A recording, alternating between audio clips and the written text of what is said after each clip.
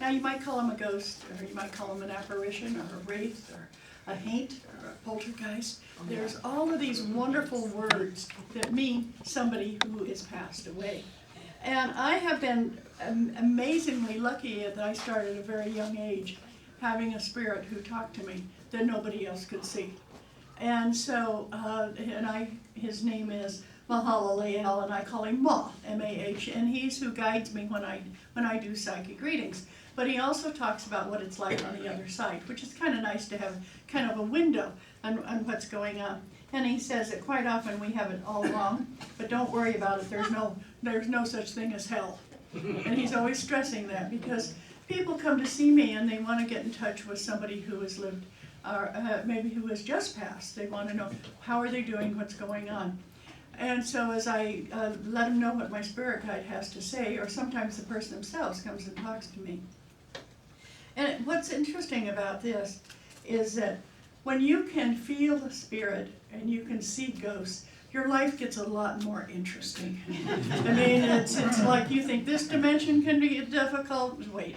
And having been raised at, this young age, I'm still learning things. It's wonderful that when I had my experiences, I never expected them.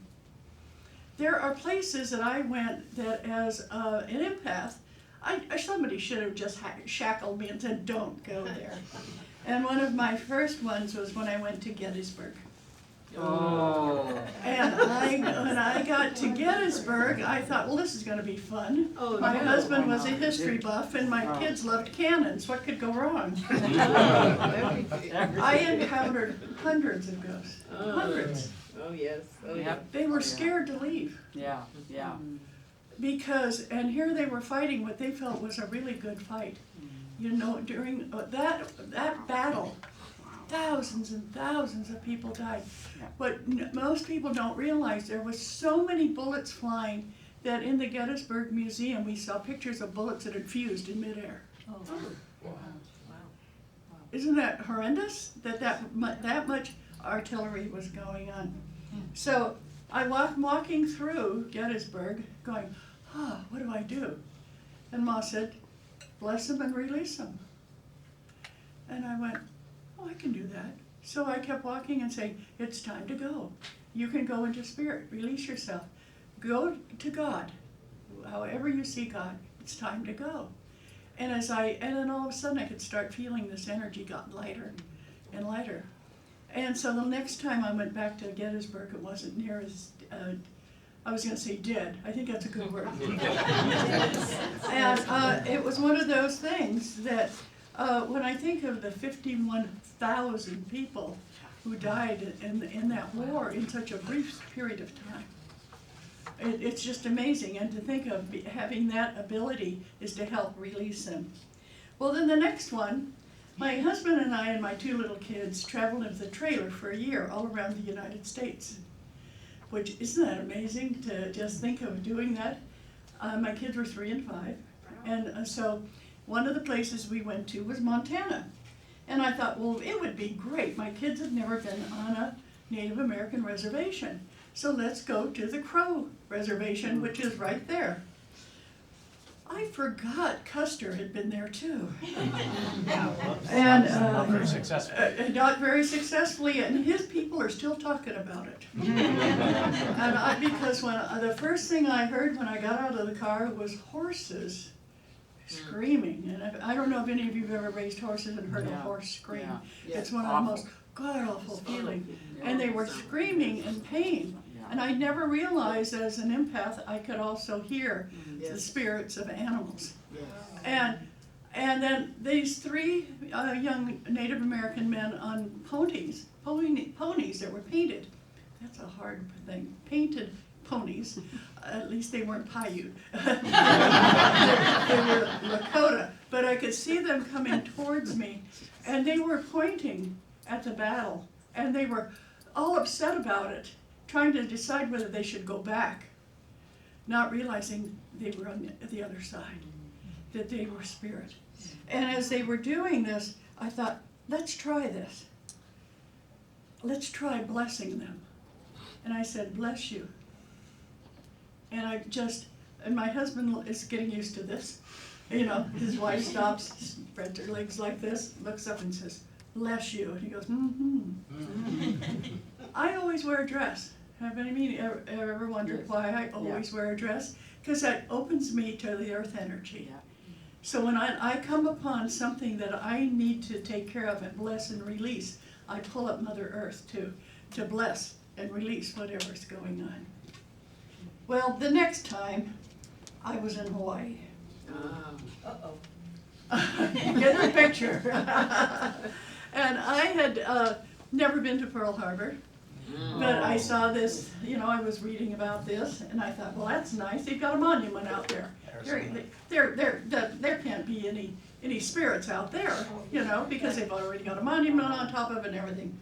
But when I got there, The bodies are still there. I went on the monument, and all of a sudden I was overwhelmed by people, mainly, it was all men, saying their name, rank, and serial number.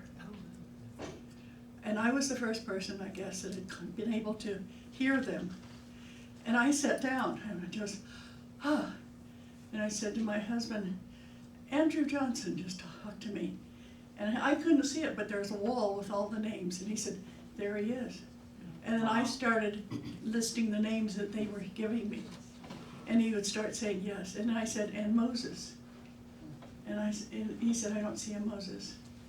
And I said, "He says he's a cook." And he says, "Oh, okay." And we kind of figured out. And as they said the names, I would say, it's time to go. So I thought, how can I do this? There's over 1,000 men that I'm standing on their remains. How do I release them? And I went, oh, I'll send them into the light, like I've been doing. And I said, okay, I want you to go into the light. And there was this loud no from 1,000 energies. They had been killed by an explosion of light. They weren't about to go back to that. And I thought of that. What do you do when what usually works is not going to work for this group? And I said, okay, I want to call in angels. And I stood up, closed my eyes, and said, every one of you has an angel. Ask it to come get you. And all of a sudden my husband said, what's that sound? And you could hear whoosh, whoosh, whoosh, as angels came and took the men away. I don't know if you know, but on that ship, there were 3 sets of twins and 1 set of triplets that died. Wow. That's why the law got changed so much in Saving Private Ryan and other things. The government stepped in and said, we'll never let that happen again, that all the males leave. So that experience was one of those that you walk away from it exhausted, but going, thank God I do this kind of work. Yeah. And thank you, John, for laughing at that. You get the energy. Yes, there has to be somebody that you can thank, and that's who it was. So all of this going on in my life has always been the most exciting thing, that I find that more and more people are aware. More and more people talk about what's happening on the other side. More and more people are getting in touch because it's okay. It used to be, if you you said I talk to dead people, people looked at you like you were crazy. When I was in Sedona, how many of you have gone to Sedona, Arizona? And I was up at Cathedral Rock, Vortex. Yes. And all of a sudden, this woman starts talking to me. And I turn around, and here's this elderly Native American woman, and she's standing there. And I said, I thought the guardian was a male, because Ron McLean had told us that there's a male guardian that loads of people can see. He looks like a chief. He's all dressed, and people see him, and they go, wow, I saw the chief. He was standing there at Cathedral Rock. And this woman says, that's my husband. And I said, okay, well, what's he doing? She said, well, I decided you need a job and to get out of my hair. This sounds like every woman I've ever heard, you know. And so she says, I just send him out to go talk to the tourists when they come through, and they can go home and say, guess what I saw at Cathedral Rock. And so sure enough, Chief is a very well-known person in Sedona, if you get a chance to look him up. when we were doing all of our traveling of our church, when I say all our traveling, we used to be at the James Lick Mansion. And isn't it amazing that we started the Center for Creative Living in the mansion where we had the Center for Living with Dying. And a lot of people have remembered that. And it was such a great place. Well, they have 3 spirits there. And one of them is Anna. She's in her 30s. And then they have a little girl who's about 11 and a little boy. And you could hear the little boy and girl running up and down those stairs. Absolutely. I know, and it was so interesting because people would say, there's somebody outside, and I'd say, no, it's not, it's just the kids playing. What kids are those? And don't listen, I think but the thing that really bothered the women is the little kids love to play in the bathroom. Yes. Oh, yeah. Yeah, and I said, why do you hang out in the bathroom? They said, because those ladies look so silly sitting on bowls. On bowls. Because they had outhouses when they were there. They'd never seen anybody sit on a bowl before. And they thought this was so funny. And I finally I had to tell people, be aware, if the toilet paper unrolls, it's just one of our spirits. Well, quite often they didn't stay much longer than that. People don't like to hear that. Well, they decided the James Lick Mansion was falling down, and the Center for Living with Dying left, and then we left also. Because Corky does hypnosis, and in her hypnosis office, the ceiling was falling down. It was just crumbling down around her. We had skunks, raccoons, and rats in the basement. That And the was ceiling. what? And the ceiling. And the ceiling. That's what it, Yeah. used to fall down. And so it was a very interesting place, and so we settled here. And luckily, we have our wonderful Reverend Janet here with us from the Center for Living with Dying. And I also met Mary Ann Gallagher and some beautiful, beautiful people there. And that spiritualist part of who we all are, is getting in touch with that energy. And we think, well, it will change. Well, last time I went to the mansion was last week. Yeah. To see if they were still there. And Anna, who's this very kind of stately looking lady, she always wears this long pink dress and her hair is up, and she's been there since 1853. And I said, Anna, what's happening? She said, oh, they're still working on the building, and I'm giving a party for the girl.